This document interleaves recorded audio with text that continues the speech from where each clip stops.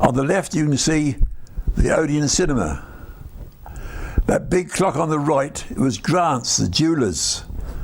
And that was Allen's departmental store van from Leygate. They had two big stores at Leygate. They had none down in the town area. That's North Street with the Barclays Bank on the corner. And then there was Burton's at Taylor's, as it was known then, but now it's just Burton's. Ahead of us you can just see the bridge crossing King Street. On the right there was Binns, the drapers, Binns departmental store, Benefit shoe shop, Savills the record shop. On the left is Dunn's the hatters, selling gents suits and that, all gents clothing. We're now in Queen Street going up towards the King Street with the Binns on the left and the post office was on the right. AJ Wares was a high-class departmental store. Didn't sell clothes, but it sold all silverware, chinaware and kitchenware. It's a very good store to go into, lovely. Everybody wore suits.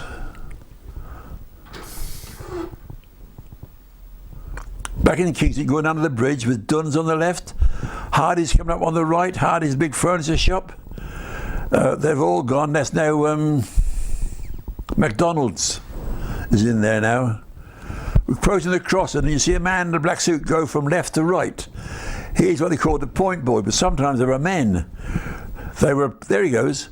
They used to pull the wires on the poles to allow the buses to either go up Fowler Street or along Ocean Road, like a little railway junction up in the sky there.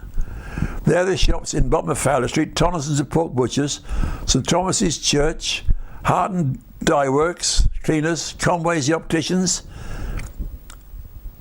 And they say nowadays the buses come in threes, but then they come in fours because they couldn't overtake one another because of the poles overhead. They were all controlled by the poles overhead.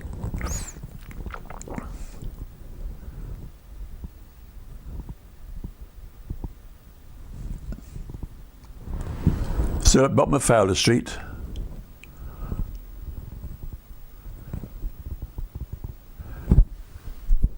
This is the bottom of Fowler Street, but general media of the shops. St Thomas's Church. Now this is a little boy, he forecasts something's going to happen. As his brother goes across the road, he loses his shoe. Then his brother kindly goes back and gets it for him and gives it to him.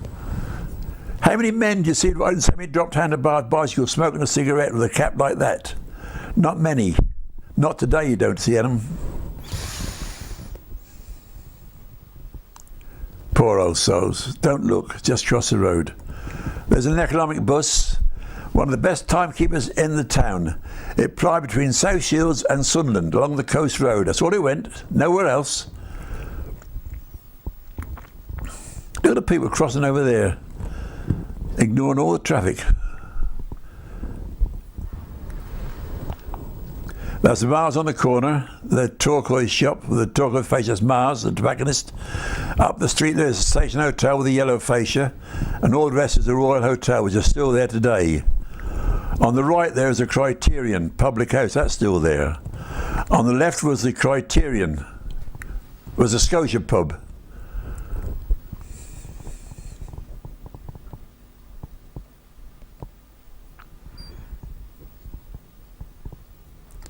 There was no trains to Newcastle in these days, but there's all buses it was. She's smart. Bit of colour to the film.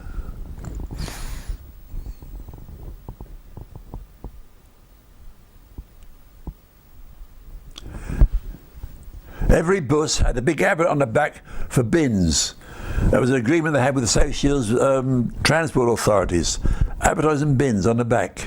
On the top half, never on the bottom, always on the top half. Go canny man, you'll get there in the end. Keep going. We're back in the marketplace again now. Old town hall there, and there's all the stalls buzzing with business.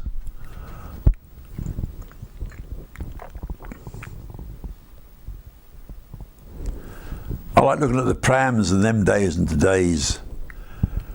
The car we're driving in is an Austin Somerset, which is an unmarked police car. That's St Hilda's Church in front of us. the parish church for the town.